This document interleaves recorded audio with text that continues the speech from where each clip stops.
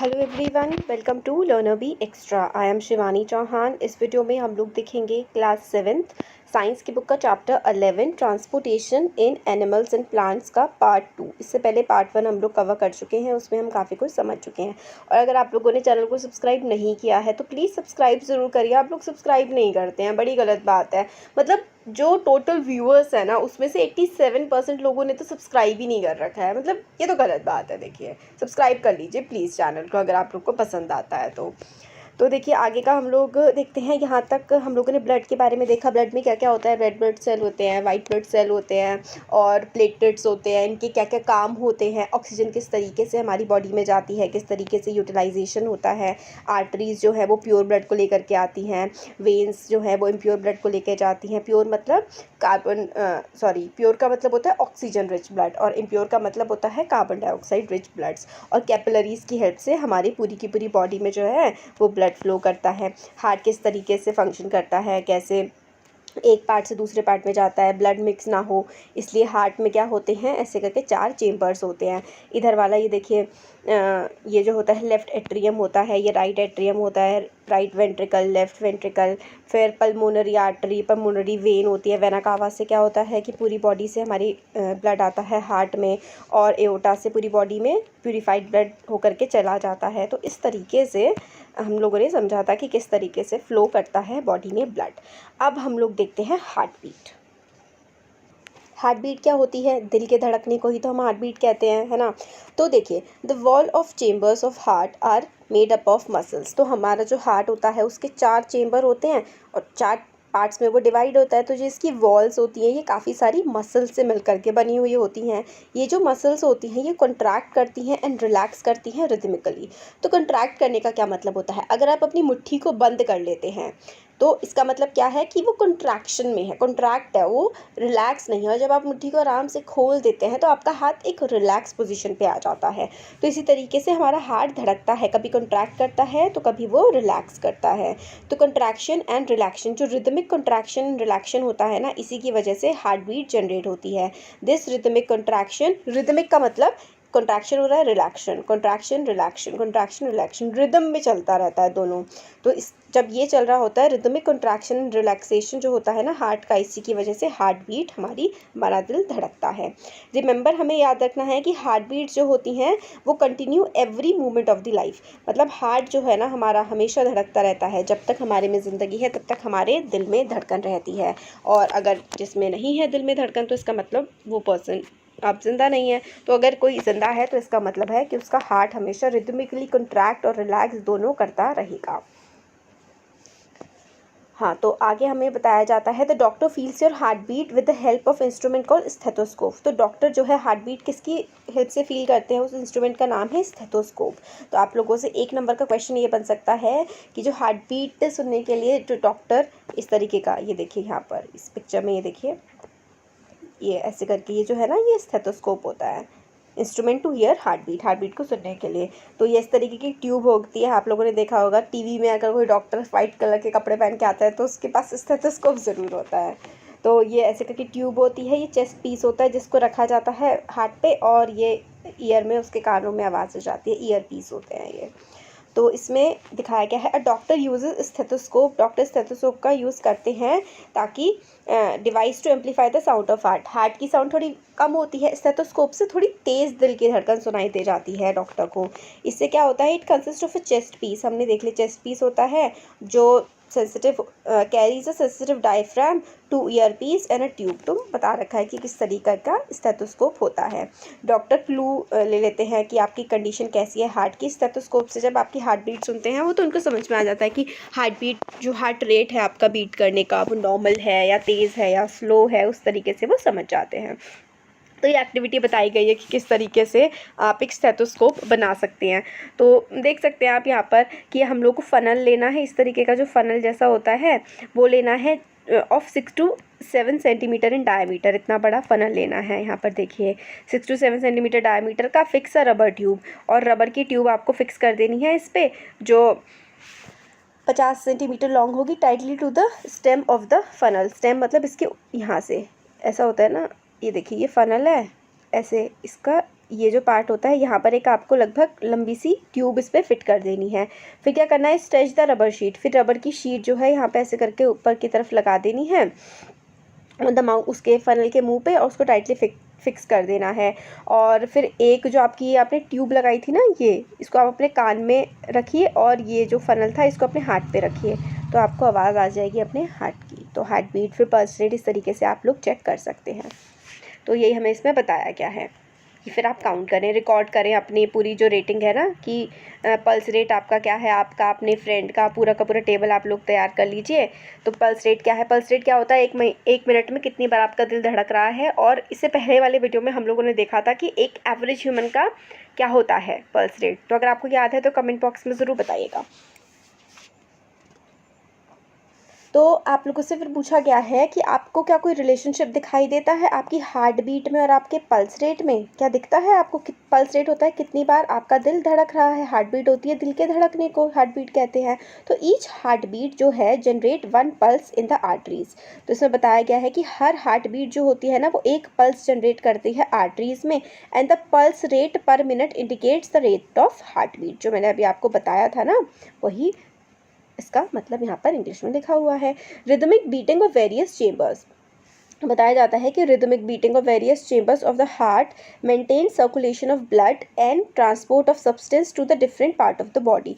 तो मैंने आपको थोड़ी देर पहले बताया था कि हार्ट के 4 चैम्बर होते हैं। तो रिदमिक बीटिंग मतलब इनमें क्या होता है, कंट्रैक्शन रिलैक्शन होता है, तो बीट होते हैं, ये रिदमिक बीटिंग चलती है इसमें। तो इसकी वजह से क्या होता है, जो प्योर ब्लड इनमें इम्प्योर ब्लड हार्ट पे आता है, फिर हार्ट से किडनी में जाता है, फिर वहाँ से प्यूरीफाई होकर के फिर से हार्ट पे आ जाता है। तो हम लोगों को पूरा का पूरा बताया गया है कि जो रिदमिक बीट होती है ऑफ वेरियस चेंबर्स की जो मूवमेंट चल रही होती है उससे जो ब्लड का ट्रांसपोर्टेशन हो रहा होता है हमारे बॉडी के डिफरेंट पार्ट्स में।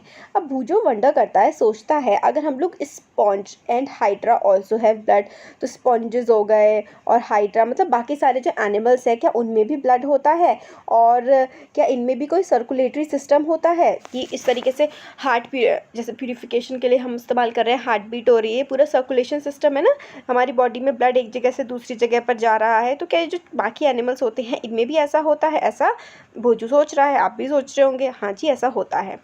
तो इसका आंसर यही है। The water in which they live, जो हाइड्रा हो गए, स्पॉन्जेस हो गए, ये पानी में रहते हैं। तो इसमें हमें बताया गया है कि जिस पानी में वो रहते हैं ना, they live brings food and oxygen as it enters their body. तो पानी में ये जानवर रहते हैं, उस पानी से ही ये लोग खाना खाते हैं, और उस पानी के में जो ऑक्सीजन प्रेजेंट होती है उसी की हेल्प से वो लोग सांस लेते हैं। The water carries away waste material and carbon dioxide as it moves out. तो वाटर में ही जो उनकी एनिमल्स की बॉडी में जो वेस्ट मटेरियल होता है वो भी उनकी बॉडी से निकल के पानी में चला जाता है, और पानी से ही वो खाना लेते हैं और ऑक्सीजन भी लेते हैं। तो ये पूरा का पूरा सर्कुलेशन का सिस्टम चल रहा होता है एनिमल्स में भी। Thus these animals do not need circulatory fluid like blood। तो ये वाले जो पानी वाले जानवर होते हैं ना, वाटर एनिमल्स, इनको बिल्कुल मतलब ब्लड जैसा कोई चीज़ नहीं चाहिए होती है। बाकी और जो एनिमल्स होते हैं जैसे कि डॉग और ये सब, इनको हमारे जैसा ही इनका सिस्टम काफ़ी हद तक रहता है। बाकी जो ये हाइड्रा वगैरह वाटर एनिमल्स होते हैं इनका सर्कुलेटरी सिस्टम सेम हमारे जैसा नहीं होता है। दस these animals do not need a circulatory fluid like blood. तो इनको ब्लड जैसा सर्कुलेटरी फ्लूइड, ब्लड क्या है, ब्लड एक फ्लूइड ही तो है, ब्लड एक पानी जैसी चीज़ है जिसमें क्या क्या होते हैं, red blood cell, white blood cell, platelets होते हैं जो हमारे बहुत सारी चीज़ों में हेल्प करते हैं। बट ये जो हाइड्रा वाटर एनिमल्स होते हैं इनमें इस टाइप का ब्लड नहीं प्रेजेंट होता। तो किस तरीके से वो लोग काम करते हैं वो मैं बता दें कि पानी से ही सब कुछ ले लेते हैं और बाद में पानी में ही छोड़ देते हैं। अब एनिमल्स में एक्सक्रीशन कैसे होता है, एनिमल्स जैसे कि ह्यूमन और बाकी सारे एनिमल्स हैं, बॉडी से जो वेस्ट मटेरियल होता है वो किस तरीके से बाहर निकलता है वो हम लोग देखेंगे।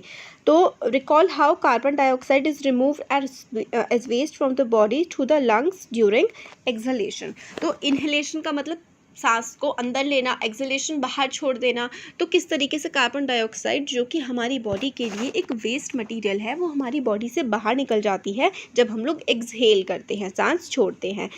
Also recall that the undigested food is removed during egestion. और अनडाइजेस्टेड फूड मतलब आपका जो खाना होता है जो पचता नहीं है, मतलब पच गया खाना, ठीक है, फिर वेस्ट मटेरियल भी तो होता है वो आपकी बॉडी से बाहर निकल जाता है ना। उस प्रोसेस को क्या कहते हैं, इजेशन कहते हैं, पॉटी जाने को। Let us now find out how the other waste material are remove from the body. तो और भी बहुत सारे वेस्ट मटेरियल होते हैं जो बॉडी से निकलते हैं, वो कैसे निकलते हैं अब हम लोग देखेंगे।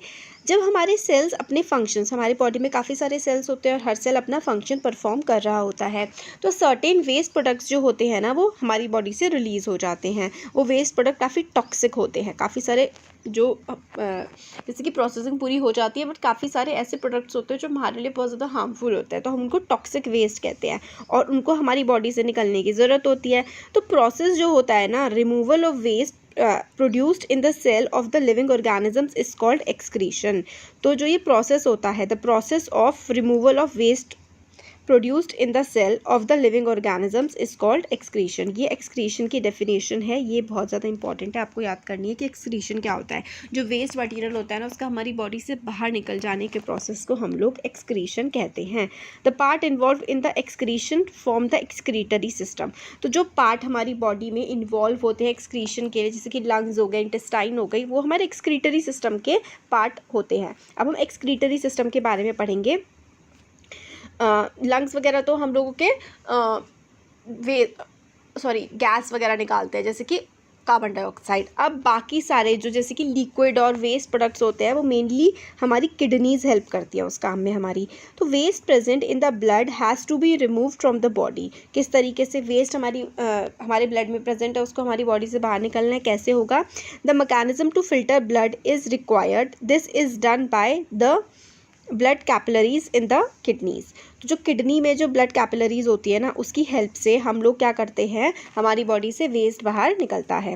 When the blood reaches the two kidneys it contains both useful and harmful substances. हमारी बॉडी में 2 किडनी होती हैं, तो हमारा जो ब्लड किडनीज में जब पहुंचता है तो उसमें यूजफुल चीज़ें भी होती है ब्लड में और हार्मफुल भी होती हैं। तो यूजफुल सब्सटेंस जो है वो तो क्या होता है, यूजफुल सब्सटेंस हमारे ब्लड में से एब्जॉर्ब कर लिया जाता है, और waste dissolve in water are removed as urine. तो और जो उसमें वेस्ट होता है ना, वो यूरिन टॉयलेट की फॉर्म में हमारी बॉडी से बाहर निकल जाता है। From the kidneys the urine goes to the urinary bladder. Kidneys से जो यूरिन है, ये देखिए पूरा ये किडनीज है और ये यूरेथ्रा है, इन ट्यूब्स के थ्रू फ्लो करता है लिक्विड।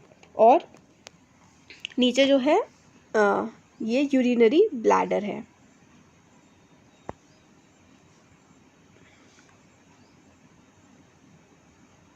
सॉरी, ये नीचे की तरफ हमारा क्या है, यूरिनरी ब्लैडर यहाँ पे बना हुआ है, ये देखिए ये है यूरिनरी ब्लैडर। ये पूरा हमारा एक्सक्रीटरी सिस्टम है। तो अब इसको समझेंगे।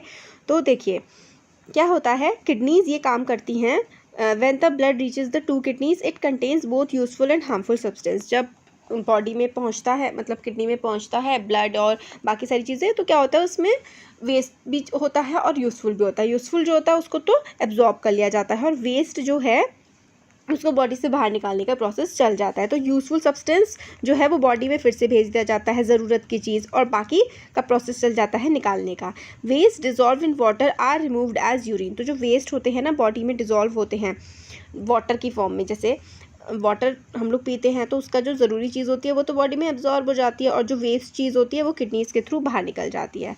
तो from the kidneys the urine, kidney से जो यूरिन होता है वो यूरिनरी ब्लैडर में जाता है, goes into the urinary bladder. देखिए किडनी से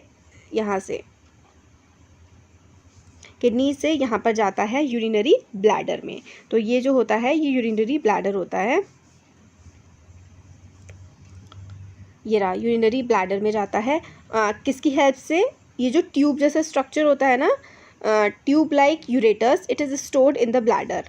तो ब्लैडर में ये जो ट्यूब जैसा स्ट्रक्चर आपको दिख रहा है, इसको यूरेटर बोलते हैं। ये किडनी से यूरेटर की हेल्प से यूरिनरी ब्लैडर में जो वेस्ट होता है वो जाता है और यहाँ पर स्टोर हो जाता है। It is store in the bladder and is pass through the urinary opening at the end of the muscular tube called urethra. तो ये वाला हमारा यूरिनरी ब्लैडर होता है, ये जो दिख रहा है आपको, और फिर ये ट्यूब जैसी नीचे ये वाली जो ओपनिंग दिख रही है, ये इसके थ्रू बॉडी से बाहर निकल जाता है। तो it's stored in the bladder and is pass through the urinary opening at the muscular tube called urethra. तो ये वाली जो ओपनिंग होती है यहाँ से बाहर निकल जाता है। The kidneys, ureters, bladder and urethra form the excretory system. तो एक्सक्रीटरी सिस्टम में हमारे क्या क्या आता है, तो जो हमारा एक्सक्रीटरी सिस्टम होता है उसमें किडनी आती है, यूरेटर्स आते हैं, ब्लैडर आता है and the urethra form the excretory system. तो ये वाला जो डायग्राम है ना, ये आपसे बहुत ज़्यादा पूछा जाता है एग्जाम में। तो ये दो बीन जैसी शेप की आपकी किडनी हो गई, ये यूरेटर हो गया, ये जो ट्यूब जैसी होती है ये हमारे यूरेटर हो गए, और ये यूरिनरी ब्लैडर हो गया, फिर ये यूरेथ्रा हो गया नीचे, और ये यूरेथ्रा की ओपनिंग हो गई, यूरिनरी ओपनिंग। तो ये सारा का सारा पूरा प्रोसेस होता है। इसको हमारा पूरा सिस्टम जो होता है ह्यूमन एक्सक्रीटरी सिस्टम होता है, और वेस्ट हमारी बॉडी से इसके थ्रू बाहर निकल जाता है। अब देखिए, एक जो अडल्ट होता है वो नॉर्मली पास करता है 1 से लेकर के 1.8 litre of urine in 24 hour. 24 घंटे में जो टॉयलेट के थ्रू बाहर निकलता है हमारी बॉडी से वेस्ट, वो 1 से 1.8 लीटर होता है। और यूरिन में 95% तो वाटर ही होता है, और 12.5% यूरिया होता है, और बाकी 2.5%, सॉरी 12 बोल दिया मैंने, 2.5% यूरिया होता है, 2.5% अदर वेस्ट होते हैं। तो we have all experience that we sweat on the hot summer day. जो समर डे होता है, गर्मी होती है तो पसीना आता है, तो जो स्वेट होता है ना उसमें भी काफ़ी पानी होता है, काफ़ी सारे सॉल्ट्स होते हैं। तो Boojho has seen that sometimes in summer white patches are formed on our clothes specially in areas under arms. These marks are left by salt present in the sweat. तो कई बार आप लोगों ने देखा होगा गर्मियों के टाइम में काफ़ी ज़्यादा पसीना आता है हम लोगों को, तो स्पेशली जो आर्मपिट्स बगल में जो होता है पसीना काफ़ी ज़्यादा आ जाता है। तो कलरफुल क्लोथ्स होते हैं ना, जैसे सपोज करिए कोई ग्रीन कलर का आपने टॉप पहना हुआ है या शर्ट पहनी हुई है, तो उसमें आप देखेंगे कि वाइट कलर के पैचेस पड़ जाते हैं आर्म्स की साइड पर, या फिर जहाँ पर ज़्यादा पसीना आ जाता है। वो जो वाइट कलर होता है ना, वो हमारे बॉडी में सॉल्ट्स प्रेजेंट होते हैं, उन सॉल्ट्स की वजह से वो वाइट कलर उस पर आ जाता है। तो स्वेट का और भी कोई फंक्शन होता है क्या? Does sweat serve any other function? बहुत सारे हमारी बॉडी से जो हार्मफुल प्रोडक्ट्स होते हैं वो भी स्वेट के थ्रू भी बाहर निकलते हैं। हम लोग जानते हैं कि मटके में जो है वो पानी ठंडा रहता है, क्योंकि because the water evaporates from the pores of the pot which causes cooling. तो हमारी बॉडी को कूलिंग भी प्रोवाइड करता है स्वेट, क्योंकि जब इवेपोरेट स्वेट होता है ना, पसीना निकलने के बाद बॉडी से जब उठता है बाहर, तो बॉडी में थोड़ी सी कूलिंग प्रोवाइड करते हैं स्वेटिंग। तो मटका भी इसी तरीके से, क्योंकि मटके में जो क्या होता है, जो ड्रॉप्स होती है वो इवेपोरेट हो रही होती है, और इवेपोरेशन की वजह से मटके में क्या होती है, कूलिंग होती है, मटका में पानी ठंडा रहता है। अब the way in which waste material are remove from the body of animals depend on the availability of water. तो काफ़ी सारे एनिमल्स में किस तरीके से वेस्ट बाहर निकलेंगे वो डिपेंड करता है कि बॉडी में कितना वाटर अवेलेबल है।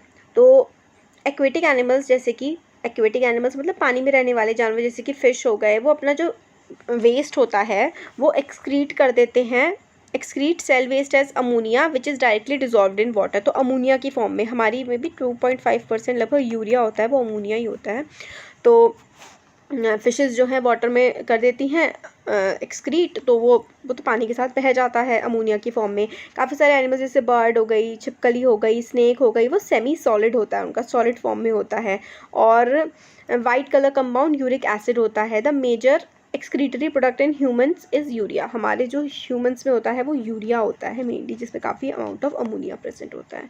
समटाइम जो पर्सन की किडनी जो है वो सही से काम नहीं करती है किसी इंजरी की वजह से या किडनी के फेलियर की वजह से, तो ऐसे पर्सन को आर्टिफिशियल तरीके से आर्टिफिशियल किडनी का फॉर्म होता है, जिसको हम लोग डायलिसिस कहते हैं। उसमें क्या होता है कि बॉडी का वेस्ट जो है एक प्रोसेस के थ्रू निकाला जाता है, और ब्लड में से सारा का सारा वेस्ट, क्योंकि किडनी तो काम कर नहीं रही होती, तो ब्लड में जो कार्बन डाइऑक्साइड एक्सेसिव प्रेजेंट होती है उसको डायलिसिस के प्रोसेस से बाहर निकाला जाता है। एक टिपिकल सा प्रोसेस होता है, ड्रिप्स वगैरह लगाई जाती हैं और बॉडी से वेस्ट निकाल लिया जाता है।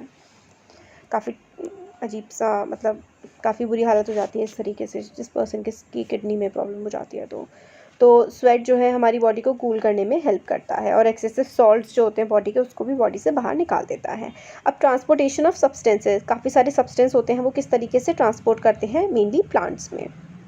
तो जो transport of substance in plants वाला पार्ट है ना, फिर वीडियो काफ़ी ज़्यादा बड़ा हो जाएगा, ये वाला हम अच्छे से समझेंगे नेक्स्ट वीडियो में, ठीक है। तो अगर अच्छा लगता है वीडियो तो ज़रूर वीडियो को लाइक करिए, चैनल को सब्सक्राइब करिए, अपने फ्रेंड्स के साथ भी शेयर करिए। Thank you.